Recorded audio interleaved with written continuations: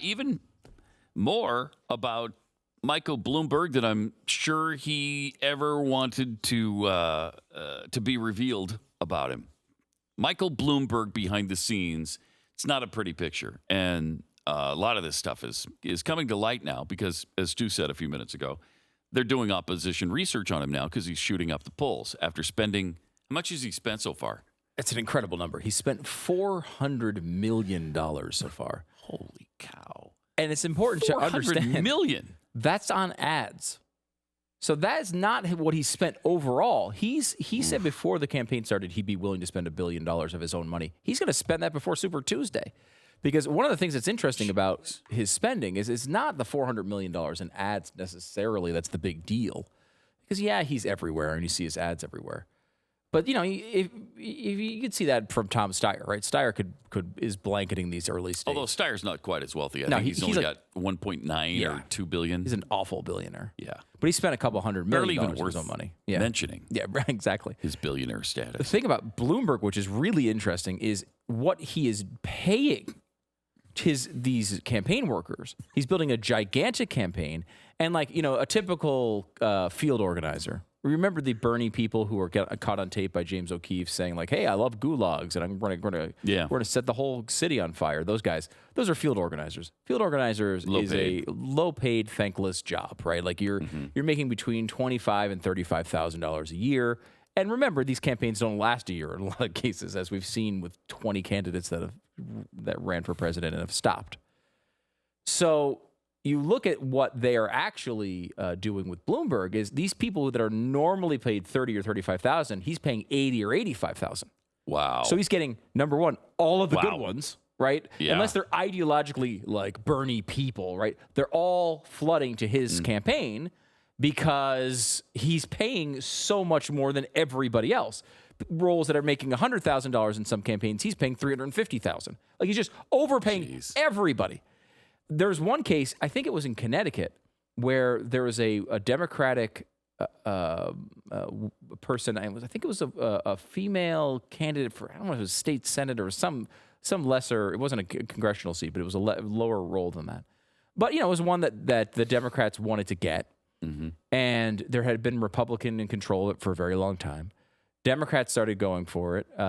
Very competitive race, had a good chance of winning. So they had a campaign manager who they were paying a normal campaign manager rate. 3 weeks before the election, Michael Bloomberg comes in, hires them away, moves them to Wisconsin, and the Democrat winds up losing by 75 votes.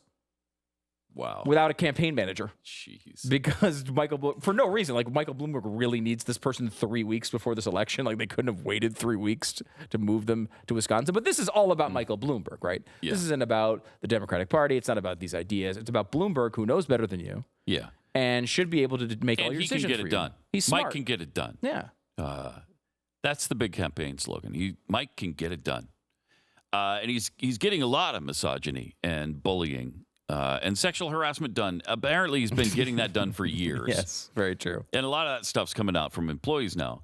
We told you about some of it, a few of the quotes that we can't even repeat on the radio. But another instance has been, this is from a pregnant female employee that reached a settlement with him because of his workplace culture of rampant misogyny and bullying, sexual harassment.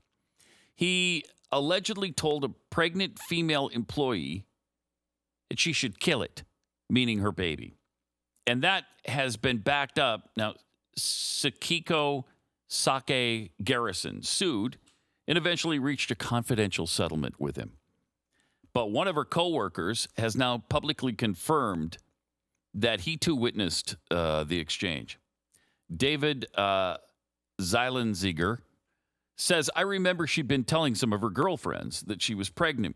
And Mike came out, and I remember he said, are you going to kill it? And that stopped everything. I couldn't believe it. Now, why? If it's just a clump of cells, why would it stop everything? Right. Plaintiff asked Bloomberg to repeat himself. What'd you say? And he again said, kill it. Great. Number 16. Suggesting his unhappiness that 16 women in the company had maternity-related status. Then he walked away after telling her twice to kill her baby. And this is definitely the way he was. There's very little disagreement that he was generally this person. I do find it interesting that people would care. It's like the press sounds outraged about this. Why? Right. I mean, again, it's just a clump of cells. Yeah, right? you love abortion. What's the problem? And you might say, hey, don't force her to do it if she doesn't want to. But why asking her to kill it? What's the big deal? I don't. To Democrats and to the mainstream media, that shouldn't be a big deal. Yeah.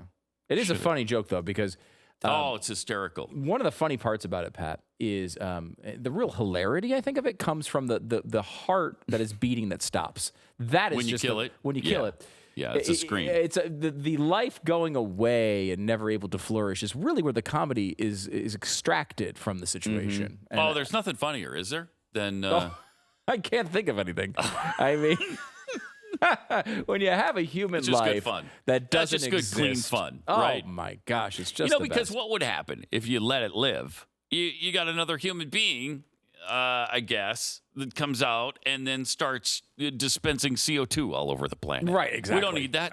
We don't need that. You ever hear of global warming? Yeah, I have. Okay, I have. I'm glad you have. Yeah. Because they try to repress that all the time in the media. It never comes up. They never are able to talk about Trump, that Trump is calling it a hoax. Yeah, exactly. Science Thank you. denier.